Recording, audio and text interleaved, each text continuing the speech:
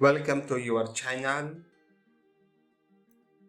Listen and practice every day. Okay, friends, we have four stories in this lesson. Number one, Emily's secret. Emily is 8 years old. She lives in a big house. She has a huge room. She has many toys and she has a lot of friends. But Emily is not happy. She has a secret. She doesn't want to tell anyone about her secret. She feels embarrassed.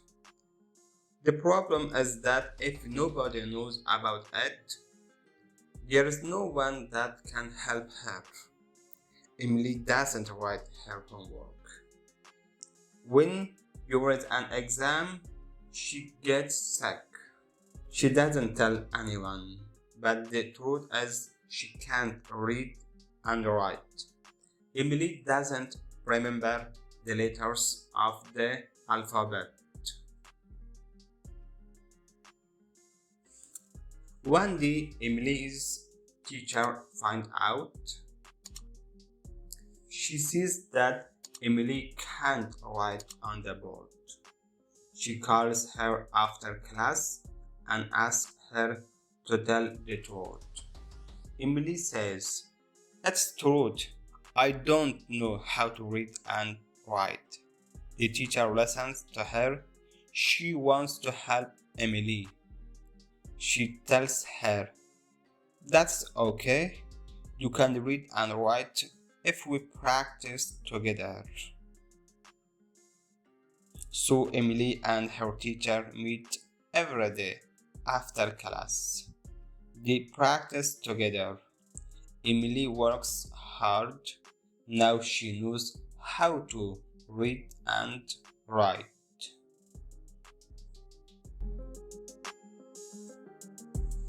Okay, number two, a surprise from Australia.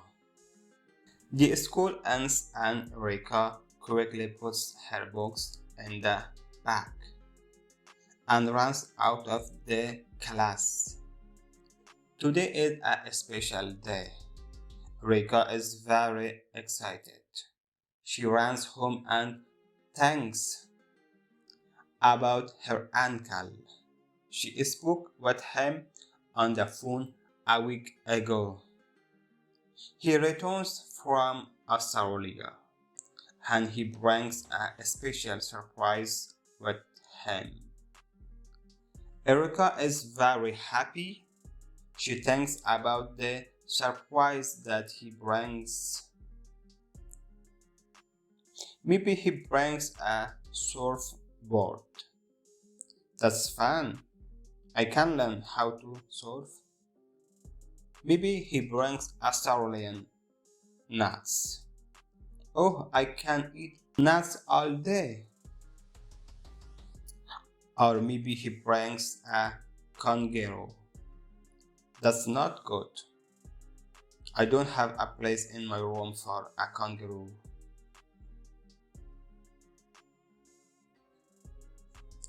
Erica finally arrives home. Her parents are there and her uncle is there. She is very happy to see him. They hug and she jumps up and down. "Uncle, uncle," she calls. "What special surprise do you have for me from Australia?" Well, her uncle smiles and answers, "I have for you an Australian ant."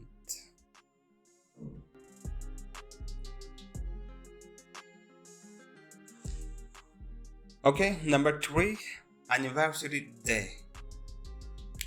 Bilal and Hamid enjoy going out to Italian restaurants. They love to eat pasta, share a dessert, and have espresso. Bilal and Hamid's anniversary is coming up. Hamid wants to plan a night out at an Italian restaurant in town. He calls a restaurant to make a reservation, but they have no tables available. He calls another restaurant, but they have no availability either. Hamid thanks and paces around the house. He knows that Bilal loves Italian food more than anything else. He knows that nothing makes her happier, but the only two Italian places in town are too busy.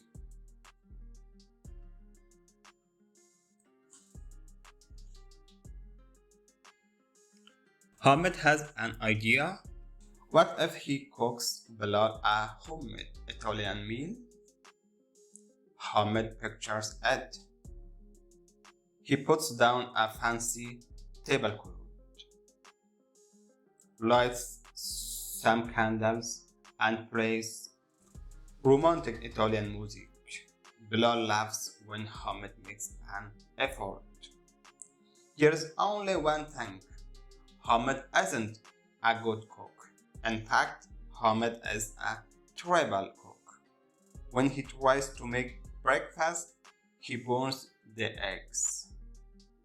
When he tries to make lunch, he screws up the salad. When he tries to make dinner, even the neighbors smell how bad it is. Hamid has another idea. If he calls up one of the restaurants before Bilal gets home and orders takeout, he can serve that food instead of his bad cooking.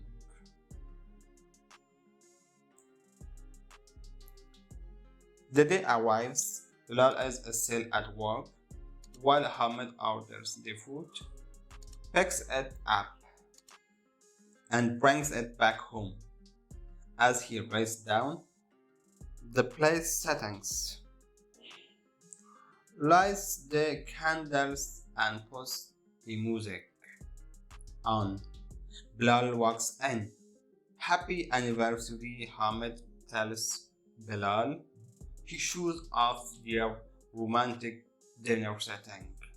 Smiling, Bilal looks confused. Our anniversary is tomorrow, Hamid.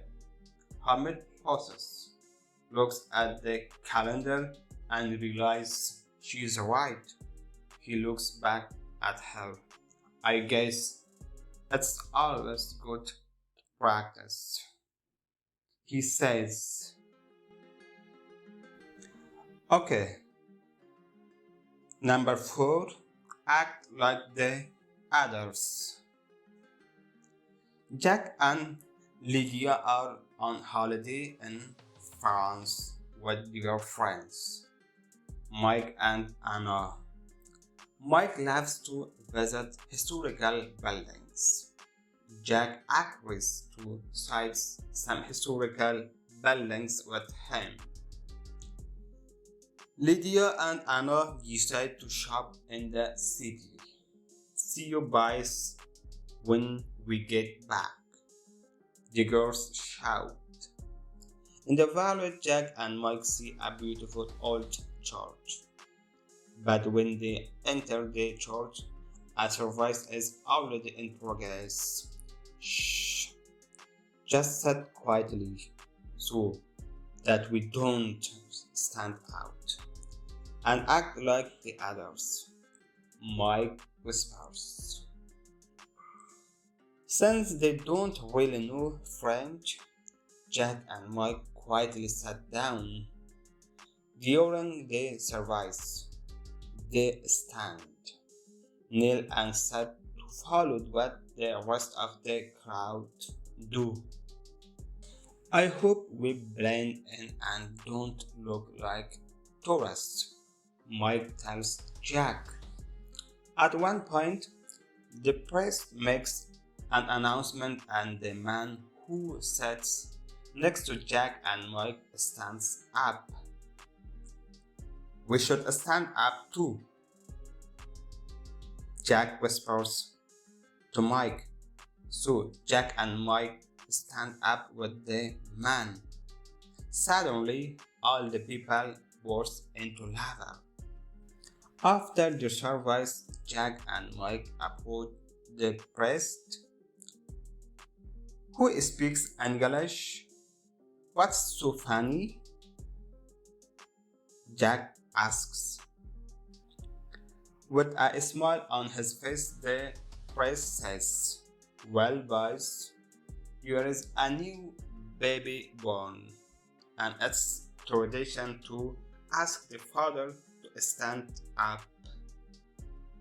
Jack and Mike look at each other, and Mike shakes his head.